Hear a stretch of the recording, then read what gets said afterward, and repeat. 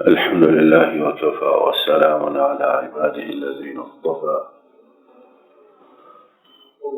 اللهم انفعنا بما علمتنا وعلمنا ما ينفعنا وزدنا علما. سبحانك لا علم لنا إلا ما علمتنا إنك أنت العليم الحكيم. أعوذ بالله من الشيطان الرجيم.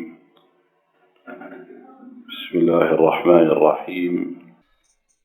بہت سے لوگ یہ شکوہ شکایت کرتے ہیں کہ ہم صبح و شام اذکار کا اوقات کا وظائف کا اہتمام کرتے ہیں، لیکن ہمیں اس کا نتیجہ سال ہر سال ہوتے ہیں حاصل نہیں ہوا ہے۔ کسی چیز کو حاصل کرنے کے لیے ہم ذکر کرتے ہیں تو 10 سال 20 سال 5 سال 25 سال یا اس سے زیادہ کا ہوئے ہیں، ہمیں اس کا کوئی نتیجہ نہیں ملا ہے۔ بہت سے لوگ شکوہ کرتے ہیں کہ ہم دلوں میں جو بے اطمینانی ہے، دلوں میں جو بے سکونی ہے، دلوں میں جو ایک اضطراب ہے، اسے دور کرنے کے لیے اذکار کرتے ہیں، لیکن وہ دل کی بے چینی اضطراب اسی طرح ہے، اس میں کمی نہیں ہوئی بلکہ ان میں اضافہ ہی اضافہ ہے۔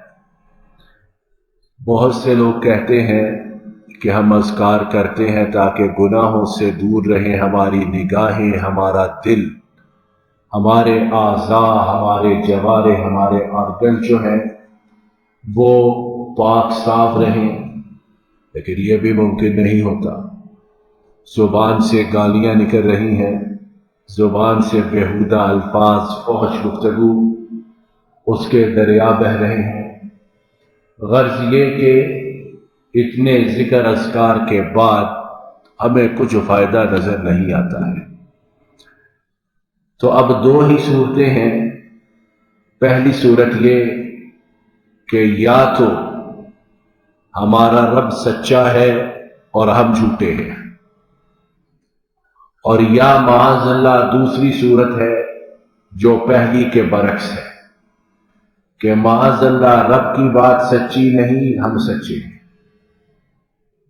اور بطور مسلمان ہمیں یہ فیصلہ خود کرنا ہے کہ اللہ نے ہمیں عقل دی ہے، اشرف المخلوقات بنایا ہے، کہ ہم خود سوچیں کہ اس خالق کی بات ٹھیک ہے جو دنیا کی تمام ماؤں سے زیادہ اپنے بندوں کے ساتھ شفقت اور مہربانی کرنے والا ہے، یا ہم ایسے گناہگاروں کی بات ٹھیک ہے جن کے ایک لمحے کا کوئی بھروسہ نہیں۔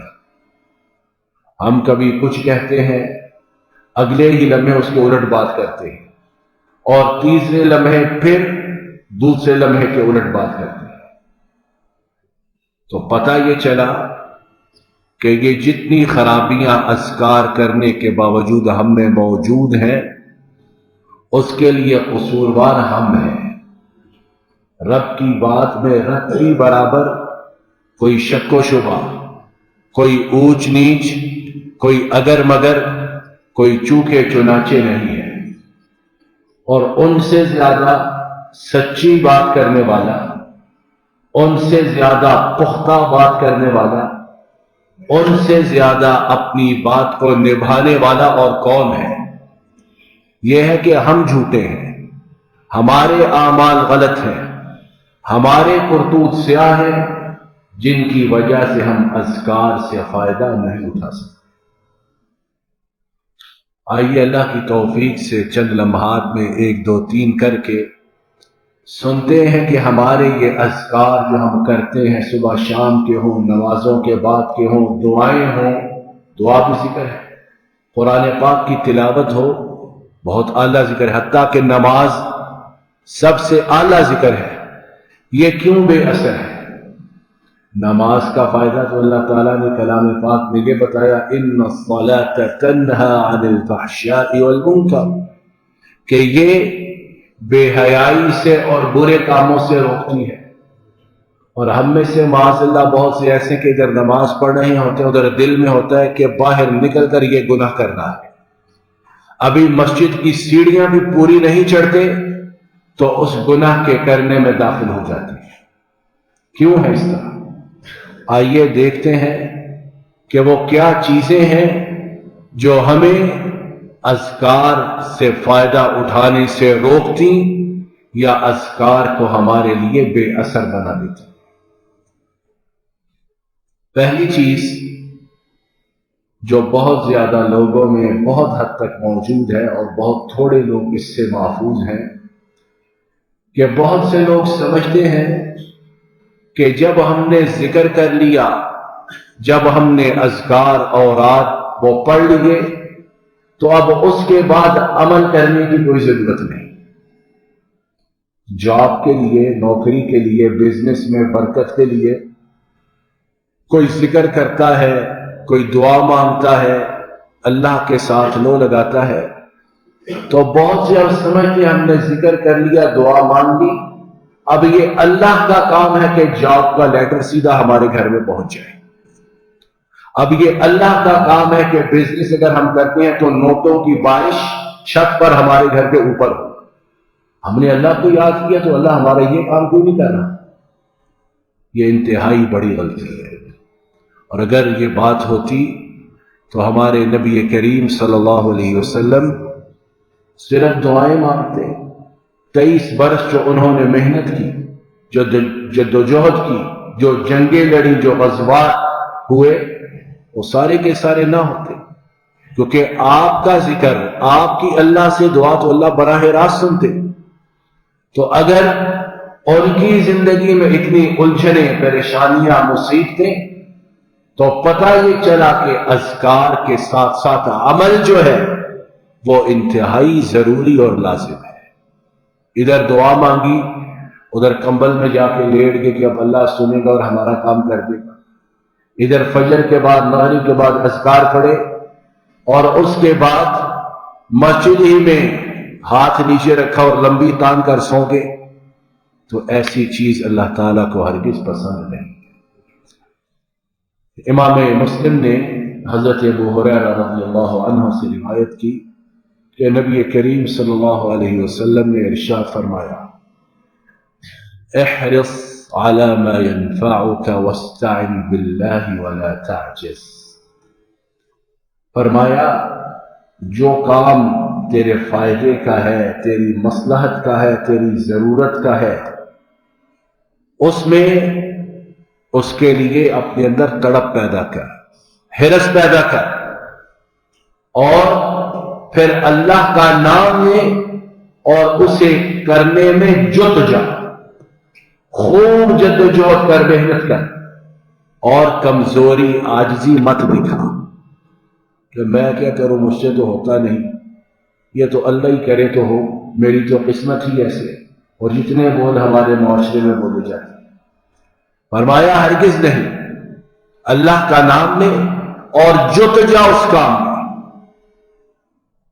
اور اگر اس کے بعد تجھے کوئی مصیبت پہنچے، تیری مرضی کے مطابق کام نہ ہو، تو اگر مگر چونکہ چنانچہ نہ کر، کیونکہ اگر مگر کرے گا تو شیطان کا دروازہ کھلے گا۔ تو نے محنت کی، جد و جہد کی، اب دور اللہ پر پھینک کے آرام سے رہ، تو نے اپنی جد و جہد میں کوئی کسر نہیں چھوڑی، اب اللہ جو کریں گے اس میں تیرے لیے خیر اور برکت ہے۔ فَإِنَّ لَوْ تَفْتَحُ عَمَلَ الشَّيْطَانِ، کیونکہ یہ اگر مگر شیطان کے دروازوں کو کھولتا ہے۔ لیکن کتنے ہیں ہم میں سے جو ٹھیک جد و جہد کرنے والے ہیں، ایک دن، 2 دن، 3 دن محنت کی، اس کے بعد دل ہار کر بیٹھ کے تو کہ ہمارا تو یہ کام ہونا ہی نہیں۔ تو دنیا والے جو ہیں، جو ٹھیک جد و جہد کرے اس کے ساتھ اچھا معاملہ نہیں کرتے، تو جو پہلے ہی دل ہار کر بیٹھ جائے اسے پھولوں کے ہار پہنائیں گے، اسے سر پر، اس کے سر پر تاج رکھیں گے۔ بڑی بے رحم دنیا ہے، بہت بے رحم۔ اور یہاں اس دنیا کا معاملہ تو یہ ہے کہ یہاں حقوق مانگے نہیں جاتے، یہاں اپنے حقوق کو چھینے جاتے ہیں۔ اور جو اس چھیننے کی دوڑ میں پیچھے رہ جائے لوگوں کے قدموں تلو مسئلہ جاتا ہے۔ تو پہلی چیز مجھے آپ کو کیا معلوم ہوئی جو ہمارے اذکار کے اثر انداز ہونے میں ہم میں رکاوٹ ہے کہ ہم میں سے بہت سے لوگ عمل کی دنیا سے دور ہیں، اور عمل کی دنیا سے مراد دین کے لیے بھی محنت اور دنیا کے لیے بھی محنت۔ یہ نہیں کہ صبح فجر کی نماز پڑھی، ذکر اذکار کیا اور پھر باقی چاروں نمازیں چھوڑ دی۔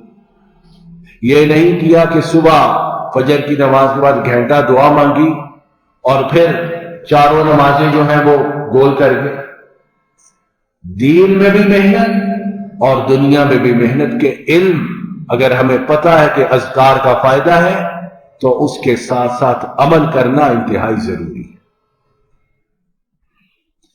دوسری بات جو اذکار کو بے اثر بناتی اور اذکار کے اثر کو ہم سے دور رکھتی اور ہم ان سے محروم رہتے ہیں وہ یہ ہے کہ ہم میں سے بہت سے لوگوں میں ایسی رکاوٹیں موجود ہیں، ایسے کام، ایسے اعمال، ایسے کرتوت ہیں کہ جن کی وجہ سے ہمارے اذکار بے اثر ہو جاتے ہیں۔ یہ ہماری گفتگو کا دوسرا پوائنٹ ہے۔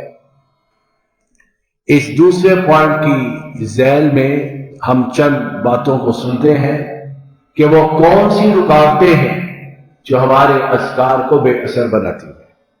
نمبر 1، انتہائی بے توجہی، غفلت، سستی، کاہلی کے ساتھ ذکر کرنا۔ اور اللہ تعالیٰ بے نیاز ہے، انہیں میرے آپ کے ذکر کی کیا ضرورت حاجت ہے؟ اگر ہم ذکر نہ کریں تو ان کی بادشاہت پہ کمی ہو جائے گی، اگر ہم انہیں یاد نہ کریں تو ان کے ووٹ یا جو ہم سے چندہ لیتے ہیں وہ کم ہو جائے گا۔ کیا ہوگا؟ ہمارا نقصان ہے۔ ساری دنیا مل کر ان کی حمد و ثنا کرے، تعریف کرے، ذکر کرے، ان کی بادشاہت میں رتی برابر کوئی اضافہ نہیں۔ اور اگر ساری دنیا مل کر ان کی باغی ہو جائے، سرکش ہو جائے، ان کی بادشاہت میں رتی برابر کوئی نقصان نہیں۔ تو فائدہ کس کا ہے ذکر کرنے میں؟ بولیے کس کا ہے؟ ہمارا۔ تو پہلی رکاوٹ کہ بے توجہی، غفلت کے ساتھ جو ذکر ہو وہ اللہ کے ہاں مول نہیں پاتا ہے۔ امام ترمذی نے حضرت ابو ہریرہ رضی اللہ عنہ سے روایت کی کہ نبی کریم صلی اللہ علیہ وسلم نے فرمایا، ادعوا اللہ وانتم موقنون بالاجابہ، ان اللہ لا يقبل دعاء من قلب غافل لاہن، او کما قال صلی اللہ علیہ وسلم۔ آپ نے فرمایا اللہ سے دعا مانگو، اور دعا بھی ذکر ہے، اللہ سے دعا مانگو اور تمہیں یقین ہو کہ وہ رب دعا ضرور سنے گا، کہ اس کے علاوہ کوئی سن سکتا ہی نہیں، اس کے علاوہ کوئی حاجات پوری کر سکتا ہی نہیں۔ اور پھر فرمایا کہ یقیناً تمہارا رب غافل دل سے، بے پرواہ دل سے نکلی ہوئی دعا اسے نہیں سنتا ہے۔ تو پہلی رکاوٹ ذکر کے معاملے میں ہمیں یہ معلوم ہوئی کہ جو بے توجہی، غفلت کے ساتھ کیا جائے اس کا کوئی مول اللہ کے ہاں نہیں ہوتا ہے۔ دوسری رکاوٹ جو ہم میں سے بہت سے لوگوں میں موجود ہے، اگرچہ اس کے ریشیو میں، تناسب میں، پرسنٹیج، ایوریج میں فرق ہے، حرام کمائی ہے۔ اور ہر کوئی جانتا ہے کہ حرام کمائی کسے کہتے ہیں۔ اب لوگوں میں اللہ کے فضل و کرم سے تعلیم کے ساتھ اتنا شعور موجود ہے کہ حرام حلال کی بہت حد تک تمیز رکھتے ہیں۔ یہ الگ بات ہے کہ کوئی آنکھوں کو بند رکھے، بغلا بنا رہے کہ مجھے تو نہیں پتا، تو اس کا معاملہ اللہ کے ساتھ ہے، وگرنہ سب کو پتا ہے کہ حرام کیا ہے، حلال کیا ہے۔ اور دل میں کھٹکا، دل میں وسوسہ ضرور پیدا ہوتا ہے جو چیز حلال کے علاوہ ہو۔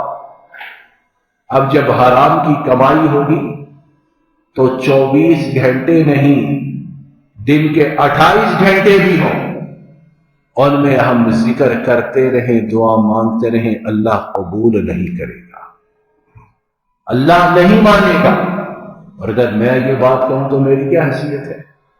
انہوں نے یہ بات فرمائی ہے جنہیں رب العالمین نے رحمت للعالمین بنا کر بھیجا ہے، اور وہ کون ہے؟ حضرت محمد رسول اللہ صلی اللہ علیہ وسلم۔ کیا فرمایا انہوں نے؟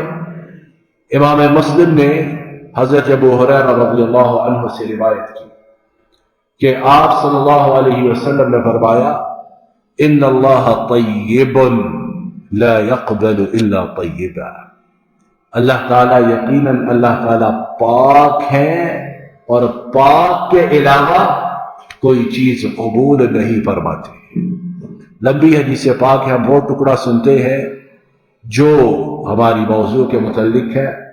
ثم ذكر الرجل اشعث اغبر يمد يديه الى السماء يقول يا رب يا رب ومطعمه حرام ومشربه حرام وملبسه حرام فأنى يستجاب لذلك۔ فرمایا ایک بندہ ہے، مسافر ہے، پراگندہ بال ہے، لباس پوسیدہ ہے، بدن پر سفر کے آثار ہیں، ہاتھ بلند کرتا ہے، رب کو پکارتا ہے اے میرے رب اے میرے رب، لیکن فرمایا اس کا کھانا حرام کا، اس کا پینا حرام کا، اس کا لباس حرام کا، تو فرمایا ایسے بندے کی دعا رب قبول نہیں کرتا ہے۔ حدیث پاک مسلم کی، صحیح مسلم کی، کہ بات میں کوئی شک و شبہ نہیں۔ ہم لاکھ مسجد میں بیٹھ کر ذکر کرتے رہیں، 500 دانے کی تسبیح نہیں، 1000 دانے کی تسبیح پھیرے، لیکن اگر کمائی حرام کی ہے تو ایسے اذکار بے اثر ہیں۔ اور ہم انسان ہیں، ہمارے متعلق ہمارے رب کا یہ فیصلہ کہ ہم نے حرام سے اتنا بچنا جتنا ہماری استطاعت میں ہے۔ جو استطاعت سے اوپر ہے ہم امید رکھتے ہیں کہ اس کے بارے میں ہمارا رب نہیں پوچھے گا، کہ وہ ہماری استطاعت سے باہر ہے، لیکن جو کچھ ہمارے اپنے اختیار میں ہے، ہمارے قبضہ قدرت میں ہے، اس سے بچنا تو ہمارے لیے ضروری ہے۔ اگر اس سے نہ بچیں گے تو نتیجہ یہ ہوگا جو بھی ہم نے سنا ہے۔ تیسری رکاوٹ جو اذکار کے اثر انداز ہونے میں بہت بڑی رکاوٹ، وہ گناہ کی دعا مانگنا ہے۔ چوتھی رکاوٹ قطع رحمی کی دعا مانگنا، اور پانچویں رکاوٹ ذکر کرنے، دعا مانگنے، اس میں عجلت کا، جلدی کا، تیزی کا مظاہرہ کرنا۔ اللہ لگتی میں آپ کہیں یہ چیزیں ہم میں موجود ہیں کہ نہیں؟ کتنی دفعہ ذکر کر رہے ہوتے ہیں اور دل کے اندر، اللہ کے سوا تو دل کی بات کو کوئی نہیں جانتا، دل کے اندر گناہ چھپا ہوا ہوتا ہے کہ ابھی باہر نکل کے یہ کرنا ہے۔ کتنی دفعہ ذکر کرتے ہوئے، دعا مانگتے ہوئے دل میں پروگرام بنا رہے ہوتے ہیں کہ فلاں جگہ قطع رحمی کرنی ہے، اس نے مجھے ایک گالی دی ہے، میں باپ کا بیٹا نہیں اگر 10 گالیاں نہ دی، ماں کا دودھ حلال نہیں اگر ان کا جواب پتھر سے نہ دیا۔ کیسے کیسے ہم ارادے کرتے ہیں، اور عجلت پسندی تو ہم میں اتنی ہے، اللہ تعالیٰ معاف کرے۔ ایک دفعہ دعا مانگی، گھنٹے دو میں اگر دعا کا نتیجہ نہ آیا تو اللہ سے ناراض ہو جاتا ہے کہ اللہ میں دعا مانگ کے آیا ہوں، آپ نے میری نہیں سنی۔ گویا اللہ کو چیلنج کر رہے ہیں کہ اے اللہ اگر آپ نے میری نہیں سنی تو اور کس کی سنتے ہیں؟ یہ اجرت پسندی نہیں، تیزی نہیں، جلد بازی نہیں تو اور کیا ہے؟ آئیے نبی کریم صلی اللہ علیہ وسلم اس کے بارے میں کیا فرمایا۔ امام مسلم حضرت ابو ہریرہ رضی اللہ عنہ سے روایت کرتے ہیں کہ آپ صلی اللہ علیہ وسلم نے ارشاد فرمایا دعوت المسلم مستجابہ ما لم يدعو بمعصیة او قطیعۃ رحم۔ آپ صلی اللہ علیہ وسلم نے فرمایا بندے کی ہر دعا، مومن کی، مسلمان کی ہر دعا اللہ قبول کرتے ہیں، ذکر دعائیں، جب تک وہ گناہ کی اور قطع رحمی کی دعا نہ کرے۔ گناہ اور قطع رحمی کی دعا نہ کرے تو اللہ ضرور قبول کرتے ہیں۔ وَمَا لَمْ يَسْتَعْجِلْ، اور اگر جلد بازی نہ کرے تو اس کی دعا بھی اللہ ضرور کرتے ہیں، ضرور قبول کرتے ہیں۔ قالوا وَمَا الْإِسْتِعْجَالُ يَا رسول اللہ صلی اللہ علیہ وسلم، صحابہ نے عرض کی اللہ کے رسول صلی اللہ علیہ وسلم یہ جلد بازی سے کیا مراد ہے؟ دعا میں جلد بازی کیا ہے؟ فقال رسول اللہ صلی اللہ علیہ وسلم يقول العبد دعوت دعوت دعوت فلم يستجب لي فيترك الدعاء، بندہ کہے میں نے رب سے دعا کی، میں نے رب سے دعا کی، میں نے رب سے دعا کی، رب میری سنتا ہی نہیں، تو بندہ مایوس ہو کر اکتا کر دعا کرنا چھوڑ جائے۔ یہ جلد بازی ہے۔ اب ہمیں کیا پتا ہے کہ ہماری دعا جو رب نہیں سن رہا اس میں کیا رکاوٹ ہے؟ ہمارا ذکر اگر ہمیں فائدہ نہیں پہنچا رہا تو کیا رکاوٹ ہے؟ اور اس دعا یا ذکر کے فائدہ نہ پہنچانے میں ہمارے لیے کیا فائدہ ہے؟ ہمیں کیا پتا ہے؟ لیکن انسان جلد بازی کرتا ہے اور اکتا کر دعا کرنا، ذکر کرنا چھوڑ دیتا ہے۔ تو جس طرح کہ ہم نے پہلے سنا، رب تو پہلے ہی بے نیاز ہے، اسے ہماری کیا پرواہ ہے؟ وہ چاہتا ہے کہ بندے مجھ سے لو لگائے رکھیں، وہ چاہتا ہے کہ بندے مجھ سے مانگتے رہیں، وہ چاہتا ہے کہ بندے میرے سامنے جھکے رہیں، اور وہ اس بندے پر خوش ہوتا ہے جو رب سے مانگتا رہتا ہے۔ اور ایک ہم ہے، یا ہم میں سے بہت بڑی تعداد 2-4 دفعہ مانگا، اس کے بعد بات ختم ہو گئی۔ تو تیسری رکاوٹ، چوتھی اور پانچویں جو ہم نے سنی، گناہ کی دعا، قطع رحمی کی دعا، اور اجرت پسندی دعا میں بھی اور ذکر کرنے میں بھی۔ چھٹی رکاوٹ اذکار کے فائدہ مند نہ ہونے میں وہ یہ کہ ہم اپنی اپنی استطاعت کے مطابق نیکی کا حکم دینا اور برائی سے منع کرنا چھوڑ دیں۔ یہ ہم میں کتنے لوگوں میں یہ صفت موجود ہے؟ ابھی ہم مسجد کی طرف آئے ہیں، کوئی گاڑی پر، کوئی پیدل، کوئی کہیں سے، راستے میں ہم نے لوگ دیکھے ہیں کھڑے ہوئے ہیں، کتنے میں سے ہم نے پیار محبت کے ساتھ انہیں نماز کی دعوت دی ہے کہ آؤ نماز پڑھو؟ کتنوں نے دی؟ اپنے گھروں سے نکل کر آئے ہیں، گھر میں اہل و عیال، بیوی بچے، ماں باپ، رشتہ دار، کتنے کو ہم نے دین کی، بھلائی کی، خیر کی دعوت دی کہ نماز وقت ہے، نماز پڑھو، قرآن پاک کی تلاوت کرو، گناہ کا برا کام نہ کرو، کتنوں کو ہم نے روکا ہے؟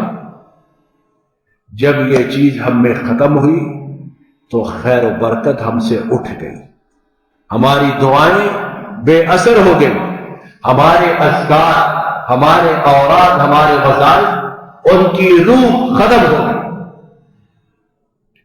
امام احمد اور امام ترمذی نے حضرت حذیفہ بن الیمان رضی اللہ عنہ سے روایت کی کہ نبی کریم صلی اللہ علیہ وسلم نے ارشاد فرمایا، لَتَأْمُرُنَّ بِالْمَعْرُوفِ وَلَتَنْهَوُنَّ عَنِ الْمُنْكَرِ أَوْ لَيُوشِكَنَّ اللَّهُ أَن يَبْعَثَ عَلَيْكُمْ عِقَابًا مِّنْ عِنْدِهِ ثُمَّ لَتَدْعُنَّهُ فَلَا يُسْتَجَابُ لَكُمْ أو كما قال صلی اللہ علیہ وسلم۔ آپ نے فرمایا تم نیکی کا حکم ضرور دو گے، برائی سے ضرور روکو گے، اور اگر تم نے یہ نہ کیا اپنی اپنی استطاعت کے مطابق تو تم پر اللہ کا عذاب ضرور آئے گا، پھر تم رب سے فریادیں کرو گے، اس کو روکنے کے لیے ذکر اذکار کرو گے، لیکن کوئی چیز فائدہ مند تمہارے لیے ثابت نہ ہوگی۔ اب اللہ معاف کرے، اللہ تعالی ہم سب کو محفوظ رکھے۔ گھر گھر بیماری ہے، گھر گھر پریشانی ہے، گھر گھر جھگڑے ہیں، آفتیں ہیں، دعائیں بھی مانگتے ہیں، رد بلا کے وظائف اذکار بھی کرتے ہیں، پڑھتے ہیں، لیکن اثر ہی کچھ نہیں۔ دیکھیں کہاں رکاوٹ ہے۔ اور رب تو ظالم نہیں، وما ربک بظلام للعبید، اور تمہارا رب بندوں پر رتی برابر ظلم نہیں کرتا۔ بندے ہیں جو اپنی جانوں پر خود ظلم روا رکھتے ہیں۔ تو دیکھیں کہاں رکاوٹ ہے، کہاں بیریئر ہے، کہاں ہم نے خود اپنی دعاؤں کو، اپنے اذکار کو آسمان کی طرف اٹھنے سے منع کر رکھا ہے۔ ہماری گفتگو کی تیسری بات، تیسرا نقطہ، پہلے ہم نے اذکار کے ساتھ عمل کی بات سنی، دوسرا ہم نے ان 6 رکاوٹوں کے متعلق سنا جو ہمارے اذکار کو، ہماری دعاؤں کو بے اثر بناتی ہے۔ اب تیسری بات گفتگو کی ہے کہ بہت سے لوگ اپنے کہیں اذکار تو خوب کرتے ہیں، موٹی موٹی کتابیں رکھی ہوئی ہیں اذکار کی، وظائف کی، اور سمجھتے ہیں کہ ہم بہت اعلیٰ بڑھیا کام کر رہے ہیں، لیکن حقیقت میں وہ ساری کی ساری دعائیں، اذکار، وظائف غیر مسنون ہوتے ہیں۔ غیر مسنون کا کیا مطلب ہے؟ بولیے کیا مطلب ہے؟ کچھ بھی نہیں، نہ قرآن پاک میں، نہ نبی کریم صلی اللہ علیہ وسلم کی سنت میں۔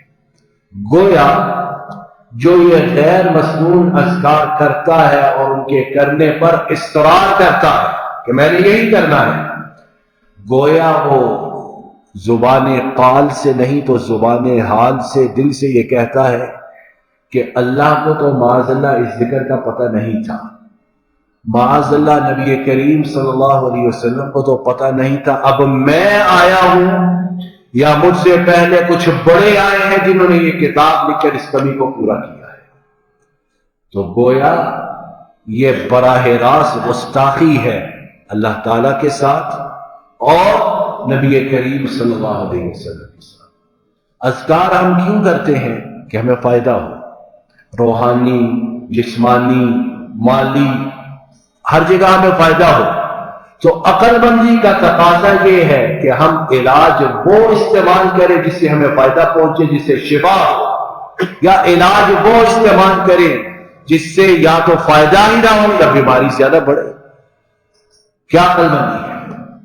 ویسے بڑے انٹلیکچوئل لوگ ہیں، پڑھے لکھے، باشعور، ذرہ برابر اپنا نفع نقصان اسے خوب پہچانتے ہیں، لیکن عجیب شیطان نے مت ماری ہوئی ہے کہ غیر مسنون اوراد وظائف میں جگڑے ہوئے ہیں، بڑی بڑی کتابیں جیبوں میں، بیگوں میں رکھی ہوئی ہیں کہ یہ پڑھنی ہے۔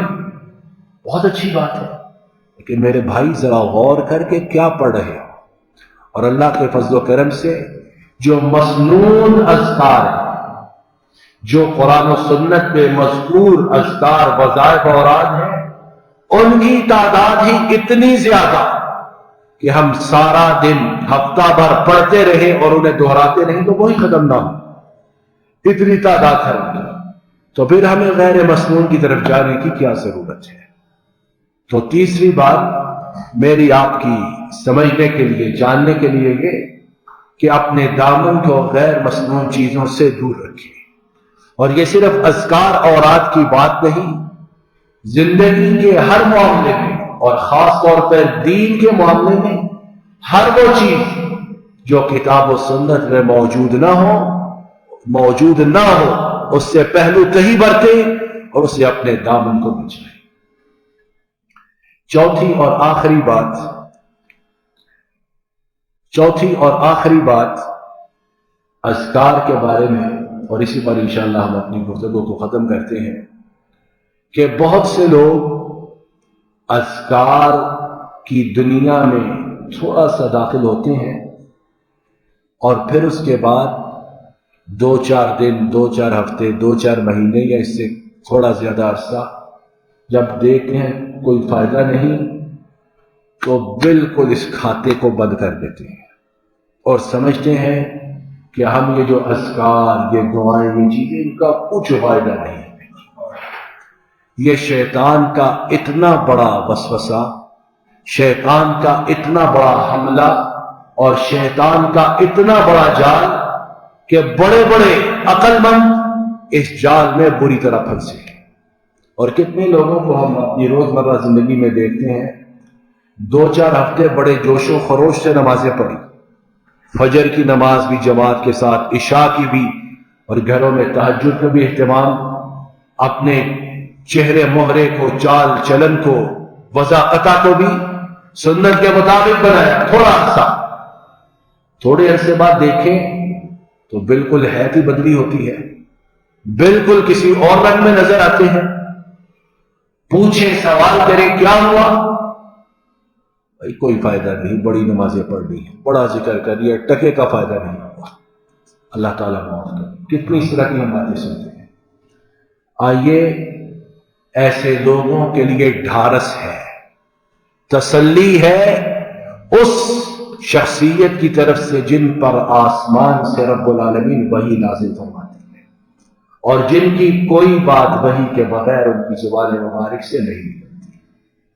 آئیے اس کو سنتے ہیں اور اسی پر اپنی گفتگو کا اختتام کرتے ہیں۔ امام بخاری، امام احمد اور دوسرے امام حضرت ابو سعید الخدری رضی اللہ عنہ سے روایت کرتے ہیں کہ نبی کریم صلی اللہ علیہ وسلم نے فرمایا، ما لم يدع المؤمن بمعصية أو قطيعة رحم إلا أعطاه الله بها إحدى ثلاث۔ فرمایا اگر کوئی مومن بندہ دعا مانگے، ذکر اذکار، اس میں گناہ کی اور قطع رحمی کی بات نہ ہو، دل میں بھی چور نہ چھپا ہو، تو اللہ تعالیٰ اسے 3 فوائد میں سے ایک فائدہ ضرور عطا فرماتے ہیں۔ اگر بندہ مومن ہے تو اس کا کوئی عمل خیر سے خالی نہیں۔ ٹھیک ہے فوراً نتیجہ نہیں ملا، فوراً رزلٹ نہیں آیا، لیکن سنو کہ یہ رزلٹ کہاں محفوظ ہو رہا ہے۔ فرمایا اما ان یعجل له دعوته، پہلا نتیجہ یہ کہ اس کی دعا، اس کے ذکر اذکار کا فائدہ اسے فوراً ہو جائے، اور ہم تو یہی چاہتے ہیں۔ ہم تو چاہتے ہیں کہ ادھر دعا مانگے، ادھر جو چیز مانگی ہے وہ ایک نہیں، اس کی بارش ہو جائے۔ پیسے مانگے ہیں تو مسجد سے باہر نکلے تو پیسے سیڑھیوں پر ہمیں پڑے مل جائے، اسی طرح ہے، ادھر ذکر کیا ہے ادھر ہمیں شفا ہو جائے، یہ پہلا فائدہ۔ وَإِمَّا أَن يَصْرِفَ عَنْهُ مِنَ السُّوءِ مِثْلَهُ، اللہ نے دعا تو نہیں قبول کی، اللہ نے ذکر اذکار کا فوری فائدہ تو نہیں دیا، لیکن ان کی وجہ سے جو انسان پر مصیبت آنے والی تھی، اللہ تعالیٰ نے اس ذکر کی وجہ سے، اذکار کی وجہ سے اسے دور کر دیا۔ اب ہمیں پتہ تھا کیا مصیبت آنی ہے، ایکسیڈنٹ ہونا ہے، مر جانا ہے، اپاہج ہونا ہے، معذور ہو جانا ہے، فالج جانا ہے، کہ اللہ تعالیٰ کے فضل و کرم سے ذکر کیا، ملا تو کچھ نہیں، لیکن اللہ تعالیٰ نے اس بیماری سے، مصیبت سے، حادثے سے دور کر دیا۔ یہ چھوٹا فائدہ ہے، چھوٹی چیز ہے، لیکن ہم اسے کچھ نہیں سمجھتے۔ یہ کیا چیز ہے جو ہم نے مانگا بس وہ بھی۔ اور تیسرا وَإِمَّا أَن يَدَّخِرَ لَهُ فِي الْآخِرَةِ، تیسرا فائدہ کہ نہ تو فوراً ملا، نہ ہاتھ سے، بیماری سے بچا، لیکن اللہ تعالیٰ نے اپنے اس مومن بندے کی فریاد کو، اذکار کو، اس کے لیے ذخیرہ آخرت بنا دیا، اور آخرت میں ہمیں ضرورت نہیں ہوگی۔ کیسی ضرورت کہ تنکے کو انسان ترسے گا، ماں باپ بہن بھائی سب بھاگ جائیں گے کہ نفسی نفسی، اپنی جان کی پڑی ہے، میں تمہیں کیا کروں۔ اس دن جب یہ دعا، یہ اذکار ہمارے لیے نیکیوں کے انبار پہاڑ لائیں گے تو انسان کو کچھ نہیں ہو سکتا۔ صحابہ نے جب یہ تینوں باتیں سنی تو عرض کیا اذن نکثر یا رسول اللہ صلی اللہ علیہ وسلم، اللہ کے رسول صلی اللہ علیہ وسلم پھر تو ہم بہت زیادہ دعائیں مانگیں گے، جب ہماری کوئی دعا فائدے کے بغیر ہے ہی نہیں، اذکار فائدے کے بغیر ہے ہی نہیں، تو ہم تو بہت مانگیں گے، بہت کریں گے۔ تو آپ صلی اللہ علیہ وسلم نے کتنا پیارا جواب دیا، اللہ اکبر، میرے صحابہ جتنا بھی مانگو، جتنے بھی اذکار کرو، تمہارے رب کے خزانے اس سے بھی بڑھ کر، ان میں رتی برابر کوئی کمی بیشی نہیں ہے۔ تو یہ چار باتیں اللہ کی توفیق سے ہم نے بالکل مختصر سے انداز میں، سرسری سے انداز میں سنی، جو ہماری دعاؤں کی قبولیت، ہمارے اذکار کے ہمارے لیے فائدہ مند ہونے کی راہ میں رکاوٹ ہے۔ آئیے اس عزم کے ساتھ یہاں سے اٹھے کہ اللہ کے فضل و کرم سے ان رکاوٹوں کو ہم نے اپنی زندگیوں سے دور کرنا ہے، ختم کرنا ہے، اور پھر ہم دیکھیں کہ کس طرح رب کی رحمتیں، اس کی طرف سے برکتیں قطار در قطار ہم پر نازل ہوتی ہیں، اتنی کہ ہم سے سنبھالی نہ جائے، اتنی کہ ہم ان کا شکر ادا نہ کر سکیں۔ اللہ تعالیٰ اپنے فضل و کرم سے ہمارے گناہوں کو معاف فرمائے، ہماری بیماریوں پریشانیوں کو دور فرمائے، آنے والے مصائب سے، آنے والی مشکلات سے ہماری حفاظت فرمائے، جن آفات میں، بیماریوں میں، مشکلات میں ہم پھنس چکے ہیں، ان سے ہمیں مکمل طور پر نجات عطا فرمائے، ہماری نیک حاجات، ضروریات، فریاد و التجاؤں کو اپنے فضل و کرم سے پورا فرمائے، اور اپنے فضل و کرم سے ہمیں مرنے سے پہلے اس طرح کا مسلمان بنا دے جس طرح کا مسلمان بننے سے ہمارا رب، ہمارا خالق ہم پہ راضی ہو۔ اللہ تعالیٰ اپنے فضل و کرم سے ہمارے یہاں بیٹھنے کو قبول فرمائے۔ آپ سب حضرات کا بہت شکریہ کہ آپ لوگ تشریف لائے، خواتین کا بھی خصوصی شکریہ، اور ان سے معذرت بھی کہ ان کی آمد سے تھوڑی دیر پہلے ہی تعمیر کا ان کے حصے کی طرف کام مکمل ہوا، تو اگر نیچے اترنے میں، بیٹھنے میں کوئی تکلیف ہے تو انتہائی معذرت، لیکن ان کے یہاں آنے کا بہت شکریہ، اور اللہ تعالیٰ ان کا آنا، بیٹھنا، سننا اپنے فضل و کرم سے قبول فرمائے۔ وصلی اللہ علی نبینا محمد وعلی آلہ وصحبہ اجمعین۔